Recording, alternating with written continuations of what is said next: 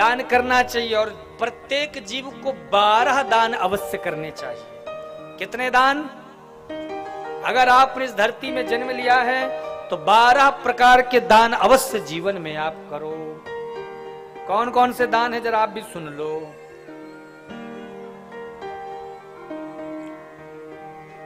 संभूय वा पुण्य काले दद्यादिष्ट समृद्धये गोभूतिल हिरण्यज्य वासो धान्य गुणानिचा।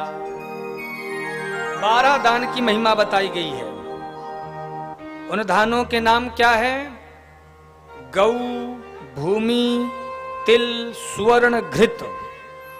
सबसे पहला नाम आया है गौदान। गौदान की क्या महिमा है? बोलो, जोर से बोलो। नहीं पता? चलो आज पहले मैं आपको गौदान की महिमा बताता हूं।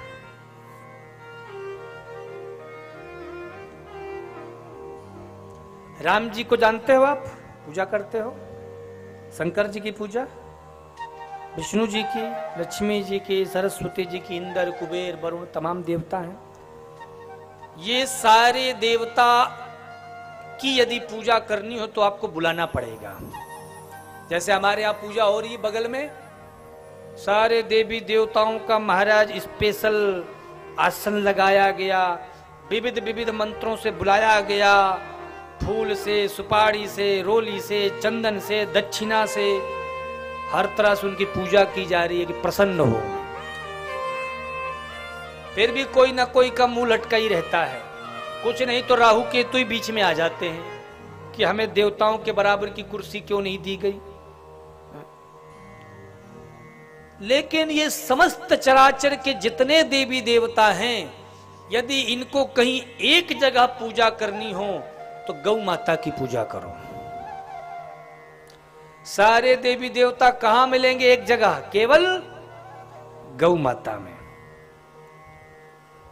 और जो गौ माता की सेवा विविध प्रकार के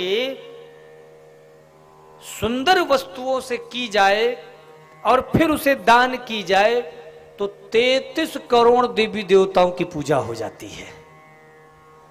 तो बात आई समझ में? तो गावो विश्वस्य मातरः, गौ की सेवा सबको करनी चाहिए। कौन कौन गौ सेवा कर रहा है? हाथ ऊपर करके बताओ जिसके यहां गौ सेवा होती है। गौ सेवा होती है और बाकी लोग नहीं करते गौ सेवा। भैया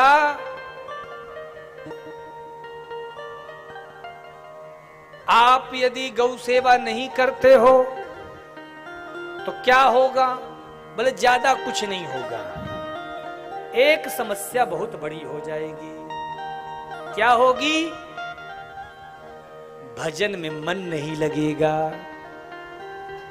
सत्संग में मन नहीं लगेगा। ऐसे घर से पितर देवता चले जाते हैं, ऐसे घर में देवता नहीं रहते हैं, ज्यादा कुछ नहीं होगा, लक्ष्मी रूठ जाएगी, सरस्वती उस घर से शून्य हो जाती है। कई लोग कह रहे होंगे महाराज ये सब तो है हमारे पास, गौ सेवा तो नहीं करते। भैया ध्यान दो, पूर्व जन्मों के पुण्य बल से कुछ समय तक तुम्हारे पास कोई वस्तु रह सकती है, पर यदि तुम अधर्म के मार्ग पे चलोगे तो असत्य एक न एक दिन पराजित अवश्य होता है। कली का प्रभाव एक दिन पड़ेगा कि तुम्हारे सामने तुम्हारा सब कुछ लुट जाएगा। इसीलिए गौ सेवा करो। गाय के गोबर से हमारी पुरानी माताएं लिपा पोती करती थी। हमने एक मैया से पूछा गाय के गोबर से क्यों लिपती हो? बोले बेटा गाय के गोबर में लक्ष्मी रहती है। आजकल के लोग महाराज, अभी भी मैं कई घरों में जाता हूं ना, भले टाइल्स मार्बल के घर हों, लेकिन घर के बाहर जो चौका पूर्ति है माताएं, चौक पूर्ति हैं, वो गाय के गोबर, वो टाइल्स के ऊपर भी पुरानी माताएं। अब नई नवेली बहुओं को कौन सिखाए ये सब? एक मैया तो कह रही थी गाय की पोटी है, अरे भैया, आपको तनिक भी संकोच नहीं हो रहा है? आप एक मल से गाय के गोबर की तुलना कर रहे हो? वो कुत्ता को तो खूब लेके घुमाओगे, हैं? माई सन, माई प्रिंस, माई लव, उसको एसी कार में घुमाएंगे महाराज। गौ माता के लिए आप लोगों के मन में इतनी घृणा है? गौ गोबर और गौमूत्र अमृत है, क्या है?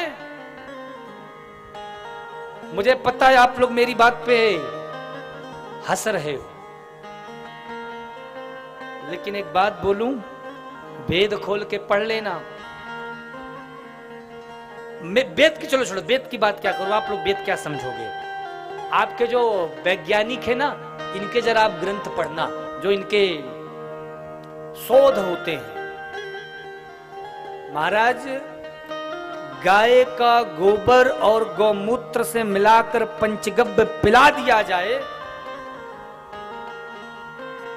जिसके नाड़ियों में ब्लॉकेज हो जाता है ना शरीर में, वो सारे ब्लॉकेज 7 दिन के अंदर खुल जाए। बड़ी से बड़ी बीमारियों, हमारे बड़ी से बड़ी बीमारियों में लड़ने की ताकत होती है गौ गोबर और गौमूत्र में। हमारे चित्रकूट में एक संस्था है, दीन दयाल शोध संस्थान आरोग्य धाम, श्री पूज्य भारत रत्न नानाजी भाई देशमुख के द्वारा स्थापित है। आप लोगों ने यदि इतिहास पढ़ा होगा तो आपको पता होगा कि भाई श्री नानाजी भाई देशमुख का क्या योगदान है हमारे भारत देश के लिए। पर मुझे पता 90% लोग को नहीं पता होगा। हाँ, ये जरूर पता होगा कि अभी नई पिक्चर कौन सी आने वाली है। उसमें गलती आपकी नहीं है, गलती मेरी है जो मैं आपको बता रहा हूं। फिर भी बता रहा हूं ताकि आपके मन में परिवर्तन आए।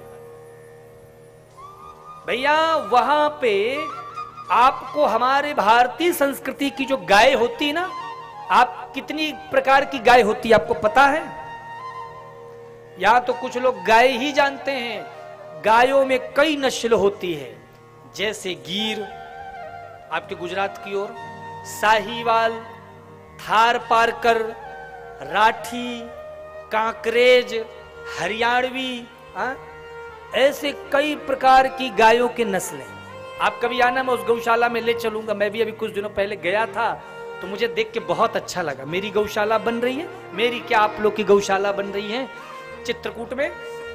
बहुत लोग को मैंने शायद बताया है, अभी की कल बताया था ना मैंने। हाँ, अपने चित्रकूट में भी बड़ी गौशाला बना रहे हैं महाराज।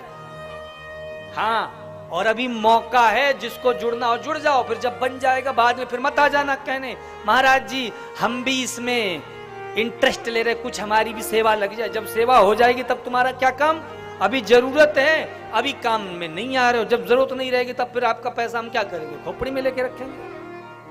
तो अभी हमें धन की भी बड़ी सख्त आवश्यकता है। तो आप लोग अगर गौशाला से जुड़ना चाहते हो तो अभी सेट वगैरह लगेंगे महाराज। नीचे का फाउंडेशन तैयार हो चुका है, बरसात अभी रुकी है तो बहुत जल्दी ये सेट वोट लग करके तैयार हो जाएगा। तो हम भी कुछ चित्रकूट की जो प्रसिद्ध गौशाला है वहां जाकर देखने के लिए कि कैसे गौशालाएं होनी चाहिए, किस प्रकार से बनाएं, तो हमने वहां पे ये देखा बंधुओं,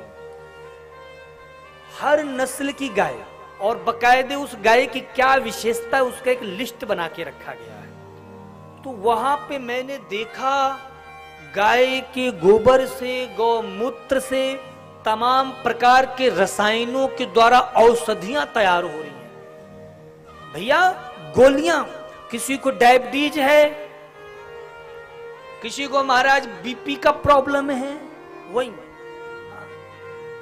यहां तक कि साबुन, निरमा, सर्फ वगैरह भी उससे तैयार हो रहे हैं।